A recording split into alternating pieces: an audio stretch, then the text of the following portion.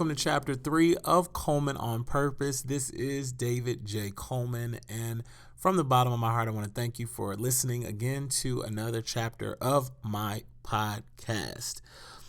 I am telling you, this journey and creating everything and getting everything together has been amazing, and putting things together, even these intros and outros to the podcast, is very interesting because I'm still trying to formulate how I want to present this. Half of me wants to talk about entertainment sometimes to start it out, and sometimes I'm like, just stick to the story, David. Just stick to what you want to tell them about you. So I've been watching all of this stuff recently on TV, and I'm like, oh, should I insert that in here and insert that there? But I'm like, no, let's stay on the topic, and eventually I'll be able to come back around to that because there's just so much that goes through my mind all the time. But it's really interesting that I am doing this chapter called The X Factors, and it just seems like every single time I do a chapter, my life is following whatever that chapter is about at that time. It's very interesting. It makes me more aware of what I want to present to the world, or what I want to make sure that I am telling myself about me. It's just reintroducing myself, let's put it that way. And so it's been so interesting that this week it's about the X Factors, and I'm going to probably get a little bit more into a lot of the things that I really couldn't talk about for a lot of my life. Even talking about exes, people only know certain ones because I had to keep so many things hidden all the time. So all of my exes are not known. All the people that I've either dated or something, they're not really known like that because I only shared what I thought would be acceptable to people, which is no way to live. This chapter really lets you into my marriage. So the only time that I dated and went through this long process is the longest relationship that I was ever in, which was my marriage. And so this really delves into that part of it. Maybe I will get around to some of those other ones someday, but I want to make sure I build my chapters or build my story so that when that time comes and I'm ready to really release more of those things, not specifically calling out people because I don't believe in doing that, but kind of letting you know the story that surrounded that time will come. So I do know that. So listen closely to Chapter 3, The X Factors. All right, let's jump into my truth today. And so the first two chapters I spent discussing my upbringing and the kinds of things that created me into the David, or the man that you see standing in front of you today or talking in front of you today. And even though I'm not the only person in the world to go through those type of circumstances or have similar things happen to them, I do feel like many of the things that have taken place in my life have set me apart.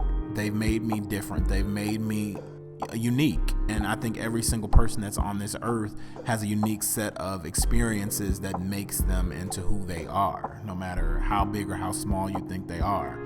So as I grow, I try not to use those circumstances as a crutch for my decision making or anything like that. But I do believe our choices are based on different things that we've either buried, or the joy or the pain that we've experienced throughout our lives.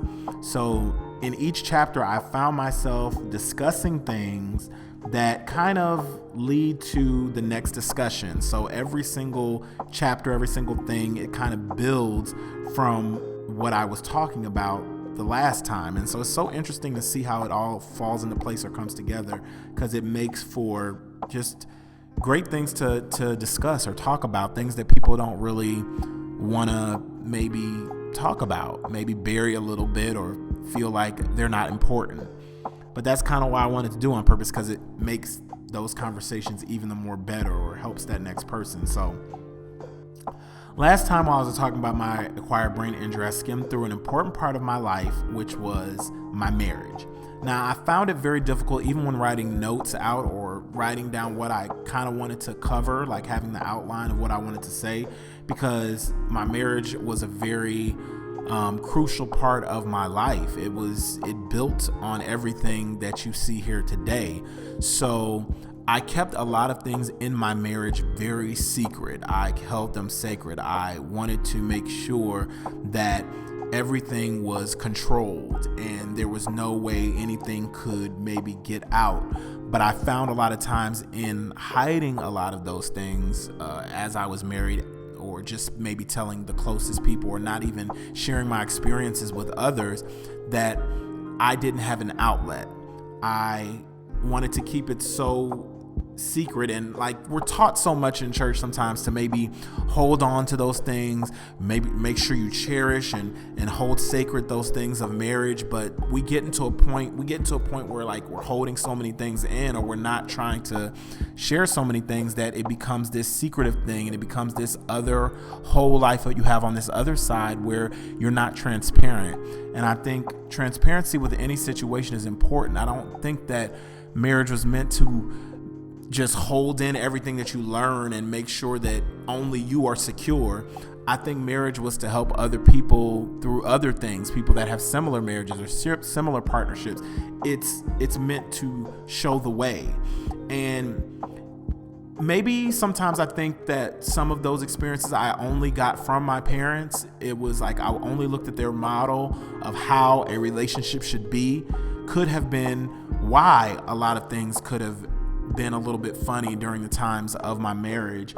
So I spent a lot of time in my marriage. The marriage is one of the longest relationships I've ever been in. I've never been in a longer relationship than my marriage. It was 7 whole years. Probably like 5.5 of those we were married.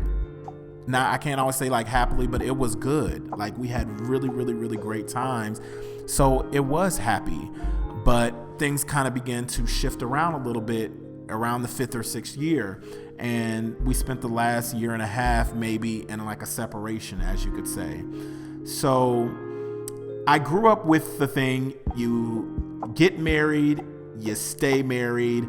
We had a great friendship even before all of the marriage and everything like that. We decided we wanted to take it a step further and get married. So we knew that when we got into this marriage that it was that type of thing with a church. They want you, not just church, but our faith teaches you, work through those tough times, get through those things, push on through, do what you got to do. So when you have these difficulties, sometimes it's like, yes, we're doing what we can. We're trying to pray through. But a lot of things I feel like even in getting in a marriage, I hadn't dealt with things on my own. And I think that can be a whole detriment to that.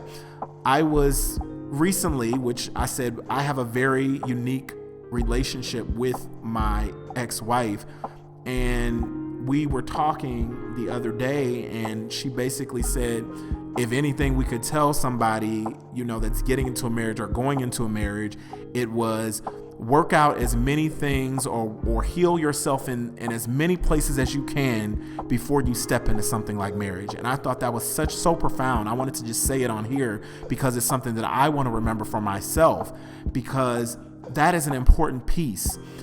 The healing pieces you feel like you can fix when you jump into a marriage. Like, we can fix this, we can fix that. I'm not talking about superficial things like money or anything like that. I'm just talking about the regular things like that you go through as far as mentally, things spiritually, things that you just haven't dealt with from the past as a child.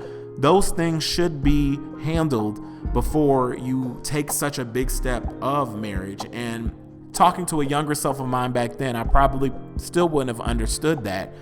Just because of like the maturity level and everything like that. You think that you're mature and you think that you're ready to take on such a beautiful task or something that's so beautiful, but there are many things that need to be worked out, or the kinks need to be taken out of there. And I don't always feel like the counseling or the things that we had prepared us for what was lying ahead. Yes, there were little things that kind of were told to us or talked to us about the things that we had already heard, but I can't say that there were a lot of setups for that could have brought us to that.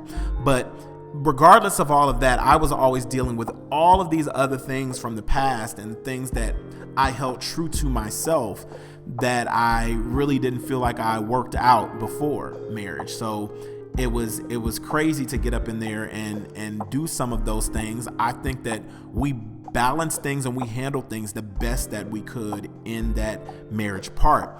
But even in those sections, the reason I can say the relationship was much different is because just like the relationship built on a friendship, this relationship was solid in the beginning, even before the marriage. So there was a lot of things that were talked about before, might not have been dealt with, but have been talked about before we came into the marriage. So I would say, so when the divorce came up, or was brought into the picture in these different circumstances, I did feel like I was unable to be the fullest version of myself. I didn't feel like I was totally me.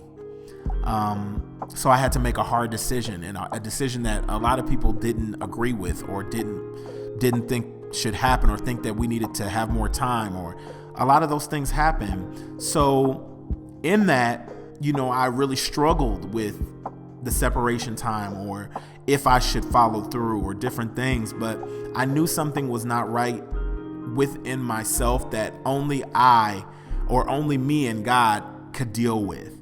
And so I made the decision to go through that. Now, I will tell anybody this: divorce is hard.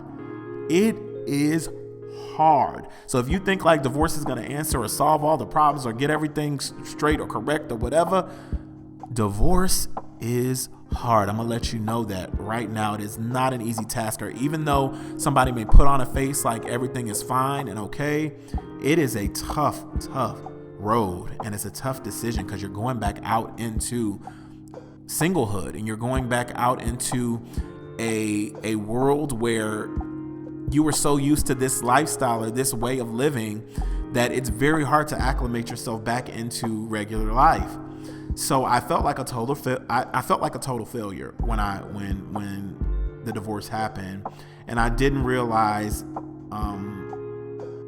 that pretending that everything was fine, or that I was perfect, in all actuality, I was failing myself.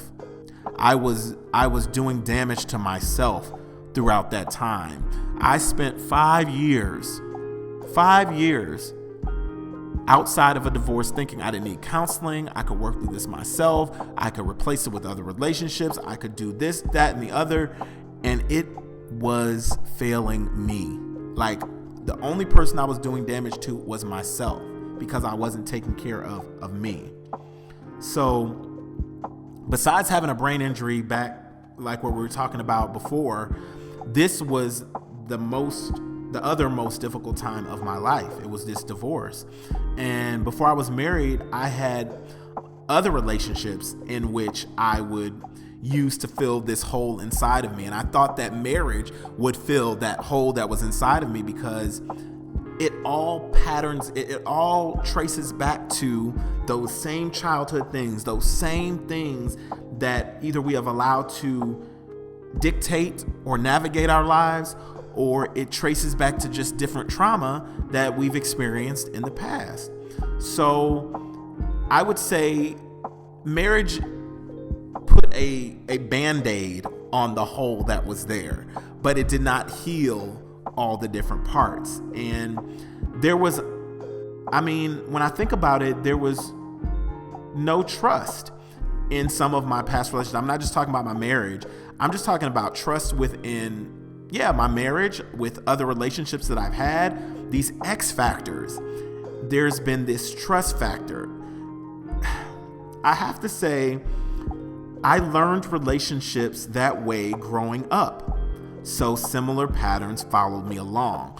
There were these times where I would be looking at different relationships and I'm like, well, that's not trusting over here, or these people over here don't even trust each other. They're like talking about, I'm thinking somebody's doing something behind my back. So I walked into each relationship thinking something was going on, or I couldn't even trust myself at times, because I was like, well, I guess this is how our relationships are. I was introduced to relationships like this where everybody is for themselves, that I sometimes doubted myself or felt like I was going to either mess up at some point in time, which I did.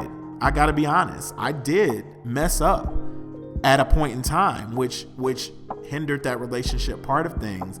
So after marriage ended, I almost felt like I was repeating those same patterns that I had before I got into my marriage. And that continued on for a couple of years. Like, I just kept attracting people with similar situations and similar backgrounds until I did meet a person that had few similarities with me, but very different beliefs. Now, this is something that we are taught with our faith, learning from different beliefs. You're not supposed to gravitate towards that. You're supposed to be that light. But I always really kind of just shut out. I didn't really listen. It wasn't like I was listening or taking anything in because I didn't want to change. I didn't want to change so bad. I wanted to remain in that same religious or, box that I wasn't even willing to accept or listen to any other reasoning or any other opinion. And I still have problems with that today, because I wasn't solid enough in my own faith to know, what I wanted me to be. If you kind of get what I'm saying, like, I'm talking about me, myself, and I, like who I am, what I am. And if I'm not secure in who or what I am, I can't be secure in this faith that I've professed for so many years. But now that I've come to a place where I'm more secure in myself and I can talk about these things openly here, this is like a huge step for me, just getting on here and really not even giving you the full gust, but enough that you can know what I've been through or what has been going on in my life, to where I didn't know myself. So I couldn't believe in something greater than me because I didn't even trust me. And I know that might sound so funny because you feel like when you get saved, everything changes, everything is different, or you become whatever religion you are. You come into this place and you're supposed to be peaceful all the time, or you're supposed to have everything is supposed to fall into line, and that is not the case. You're still going to have some of those same things, still have some of those same struggles. So I always wondered why I was attracting same people with similar situations, similar background. And now I'm starting to see that it is for a purpose. Even though I kind of knew and hinted that maybe this could be a purpose out here, maybe that's the reason why, I'm feeling this way, or why things are happening this way is because of a greater thing, which I really couldn't see at the time. But now I know the reason why is not just because maybe, there's some times where you'll attract somebody that has the same hurt or pain as you, but I'm getting built up or being able to talk about these things because I'm supposed to help the next person. I'm supposed to be that bridge or that person that speaks on it, that doesn't just hold it all in. There's so many people out here hurting, in pain, walking in the same relationships, doing the same things all the time because they don't have an outlet, nobody to talk to. And that's why therapy was important for me, because now that I've been in therapy, I can actually talk some of these things out. I can actually start letting some of these things go. So I'm going to be an advocate on every single episode for therapy, for anybody who wants to go to it, because somebody helped me. Somebody didn't want me to stay stuck in that same place where I'm overthinking or doing something. So I have to pass that on and be like, okay, how can I help the next person? How can my story impact another person? So the first time that I ran into this person who had these different beliefs, I felt like I was seeing something different. And in a way, that relationship broadened my thinking and let me know what I want to apply to future partnerships or future relationships that I come into in life. I do feel like I have this problem of loving way too hard and kind of walking on eggshells, not to offend anyone or to make them feel bad. But I do feel as if I am really truly learning the ways to put myself and my relationship with God first. Like, I'm putting me first finally. And I know that it can sound crazy sometimes because we're not really taught that in some of the teachings that we've heard. Is like, well, that's prideful to be trying to put yourself first. Or why are you just thinking about yourself? You should be just thinking about God and others. Where do you come into play there? Where do you come into play? Yes, you forsake a lot of things. You turn away from things that you don't feel comfortable within your spirit when you bring your life in a full circle moment to Christ. and that's who I follow. So that's where I find my peace and my joy, but I cannot take away those pieces of me that I need to be working on within this relationship with Christ. And so I feel like I was missing bits and pieces of that. So those missing pieces are starting to be built now, and I feel like I can walk confidently in building a healthier foundation for me and this next growing relationship that comes along. So in order to have a beautiful and great relationship, or not have these X factors that are kind of the same thing or having the same pattern as what you're used to, you begin to break out of some of those patterns, and you walk in your fullness first, and then you get into a relationship where maybe you won't have to have anymore a whole bunch of X factors, where I find myself a lot of times with a lot of my exes still remaining friends and doing things like that. But I want to get to that place where the people that I'm with are, even if you have to walk away from something, are whole enough to be like, even if you are not around, or even if situations change and we go into new relationships or do something, we are going to be just fine, because we have found ourselves and we know who we are and we know our value, and we know that we can be strong with or without that relationship. And I commend people who are married. My parents have been married for 41 years. That's such a long time. So many sacrifices, so many different things you have to compromise and work out. Not everything is always great, but I commend people who stay in it, stick in it for the long road. And maybe they are able to work through some of those things inside while being in that relationship. But you have to know yourself, know your limits, know where you're at in that relationship, or where you're at in that place. So when you stay in something, you are healthy and you're whole, and you're not feeling depleted, or that you don't have anything left to give to that other person, because you'll just be depleting each other till you die. And I don't think that is the way our life was intended to be lived.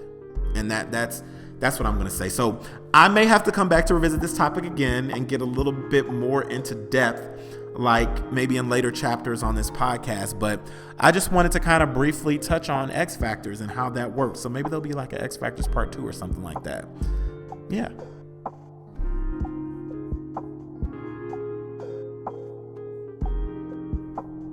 So there you have it. There was an X Factor 2 already planned in the back of my head. So yeah, there'll be another part. I think it's really interesting because I'll have something to add to that, because just recently this week, I reached out to an ex of mine, and it was like a letter, kind of an apology letter, because all the different phases and things that I've gone through in my life, they affect each relationship. They do. They affect them. And if you don't think they affect them, if you have those rounds and rounds and rounds of the same thing, it's because you've never conquered whatever you were supposed to conquer in the relationship you had before. So when that stuff pops its head back up again, it's a shock.